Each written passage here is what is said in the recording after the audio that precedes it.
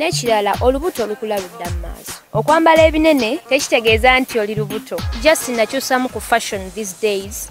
Nenfuna engeri endala ey'okwambala. It is the final channel, Zanera alongside SPV Graphics and of course Afcloud. Chosen Becky yagira kayimba byawangi. Naye olubuto lwe buli omu ayagala olukira yivinga buli omu alwegaana. Maulana ye yasooka okuvaayo. Agamba Maulana ono ayinza okuba azannya empiki te Chosen Becky amubala embirizi ebintu ebiti ebyempolampola. Ne bakolangalawo ne busikiti ne tugamba owaye birabika bya ddala nga bamukwano nnyo. Naye kakati waliwo bagamba nti olubuto luna bloga gwe bayita dictator Amil bloga yoyo mbu omusajja oyo gwe mulabaawo mu kifaananyi era nga balaga Chosen Becky bino byabadde ayambala agagoye aganenene abuzeebuze ng'agamba yaali corporate biki naye ebisajja bikulaba mu buli ango. Nzijukira interview nasooka okukola ku mwana muwala ono. I think she was around 18 awo kuba yajja mu kuyimba nga kana kato akamala mu myaka 2 naye abasajja baakapise dembi.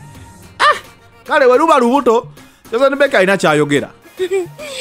Bananga olubuto ekisooka abantu kye balina omumanya omukyala yenna ekituyisa abakyala kuba kuzaala. So si kibi. Fenna wadde tuyimba naye era buli muyimbi agukira mu bufumbo. Talent yaffe no lasting forever.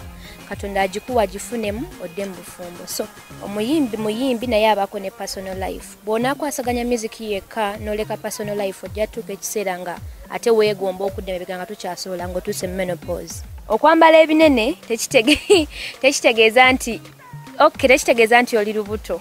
Ndi mukyala wa kitiibwa kati ngenda labika ntya mu nkunamyo oba mu kagoye nga kampipye. Just nakyusamu ku fashion these days. Nenfuna engeri endala ey'okwambala.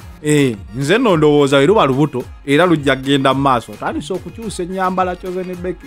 Oyambala bulungi weesabika wenna. Kusabira mikisa myereere weruba lubuto tuzaale omwana. Omwana Chosen Becky kirungi okuzaala. Banaye abawala mwenna abali eyo. Si kirungi kubeera sire queen emyaka gyonna. Ozaala akaana ne mukulakula mwembi. Nze ndowooza ogutali musango. So yenna amanyi ndi yenna nnyini lubuto luno ng'ogyeko ffe abali ku YouTube okuddaawo ne tugamba lwono twala obuvunaanyizibwa ku mwana muwala ono omuyimbi obeere nga ddala ebintu tewala bya bwereere wanyumirwa ate omwana alina engeri gye yagamba kobanga wankuza obuyimba bwe muyimba obwo kati abasajja akirayika kyaga kana kato naye walayika bakakuza kangende nambule gwe weeyimbira byabangi bakuza neesiimye Chosen Becky zekwagaliza birungi byerere. It is the final channel, Zanera alongside SPV Graphics and of course Afcloud. Subscribe to the final channel. Twagala kuweza emitwalo 5 bannaye tuweze emitwalo gino 5 mu guno omwezi gwennyini ogwa buno obulwadde wa ssenyiga w'Abachina. Tulabe nga channel eno ate yeeyongerayo era tusabe n'eddagala lirabike kuba bannaye tetwagala basubwa. Saagala kusubwayo muntu yenna subscriber wange mulabi wange muna Uganda yenna ng'agenze lwakino ekirwadde. Nze ndowooza Katonda tuyambe bannaye tukoze ebibi bingi naye tusonyiwe. It is the final channel, Zanera alongside SPV Graphics and of course Afcloud. We out.